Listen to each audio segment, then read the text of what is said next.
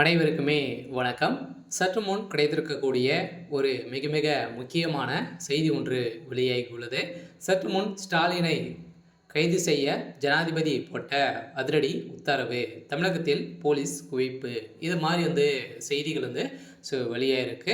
அனைவருக்குமே தெரியும். பார்த்தீங்கன்னா 27ஆம் தேதி பார்த்தீங்கன்னா விஜய் அவர்கள் பிரச்சாரத்தில் ஈடுபட்டும் போது திடீர்னு பார்த்தீங்கன்னா அங்கே 39 பேருக்கு மேலே பார்த்தீங்கன்னா திடீர்னு உயிரிழந்த சம்பவம் பரபரப்பை ஏற்படுத்தியிருந்தது. அங்கே பார்த்தீங்கன்னா கூட்ட நெரிசலின் காரணமாக நிறைய மக்கள் பார்த்தீங்கன்னா குவிந்திருக்கக்கூடிய நிலையில் திடீர்னு அந்த கூட்டத்தில் சிக்கி நிறைய பிஞ்சு குழந்தைகள் அதே மாதிரி நிறைய பேர் பார்த்தீங்கன்னா இதில் உயிரிழந்த சம்பவத்தின் அடிப்படையில் வழக்கின் அடிப்படையில் அதிரடியாக முதல்வர் ஸ்டாலின் அவர்கள் பார்த்தீங்கன்னா அதிரடியாக டெல்லி மேலிடம் போட்ட அதிரடி உத்தரவின் அடிப்படையில் இப்போ அதிரடியாக முதல்வர் ஸ்டாலின் அவர்கள் கைது செய்யப்பட்டிருக்காரு.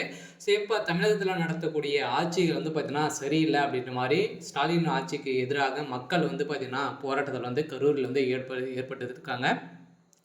அதனால் பார்த்தீங்கன்னா ஸ்டாலினுடைய ஆட்சிக்கு எதிர்ப்புகள் வந்திருக்கு. சில வருகின்ற சட்டமன்ற தேர்தலும் வரப்போகுது. இந்த காலகட்டத்தின் அடிப்படையில் செந்தில் பாலாஜி அவர்கள் செய்த கூட்டு சதியால் பார்த்தீங்கன்னா இப்போ அதிரடியாக திமுகவுடைய தலைமையகம் ஒரு பலமான ஒரு அடி தான் பார்த்தீங்கன்னா வாங்கியிருக்கு அப்படின்ட்டு சொல்லணும். ஏன் அப்படின்னு பார்த்தீங்கன்னா அனைவருக்குமே தெரியும். பார்த்தீங்கன்னா தமிழகத்தில் புதிய கட்சியாக தமிழக வெற்றி கழகம்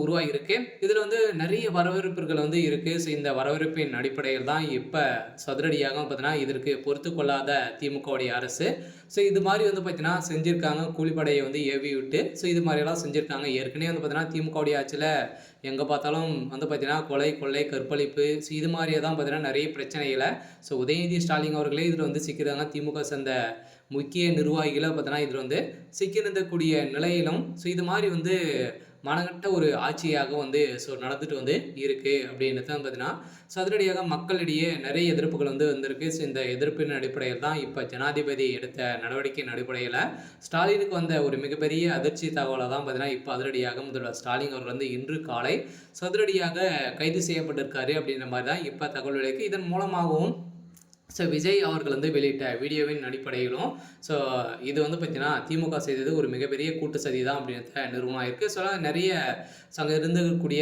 சிசிடிவி காட்சியின் மூலமாகவும் பார்த்தீங்கன்னா நிறைய வீடியோ வெளியாகிருக்கு. இந்த வீடியோவின் அடிப்படையில் திமுகவுடைய நிர்வாகிகள் பார்த்தீங்கன்னா இறக்கி இது மாதிரி செருப்படித்தும் இது மாதிரி கற்களை எரிந்தும் பார்த்தீங்கன்னா இது மாதிரி நிறைய சேதங்களை பண்ணியிருக்காங்க.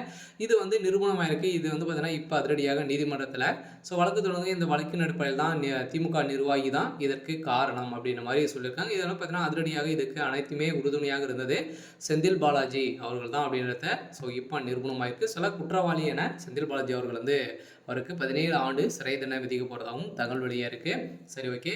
இன்னைக்கான அப்டேட் இதுதான். மறக்காமல் நம்முடைய சேனலை சப்ஸ்கிரைப் பண்ணி சப்போர்ட் பண்ணுங்கள். தேங்க்யூ.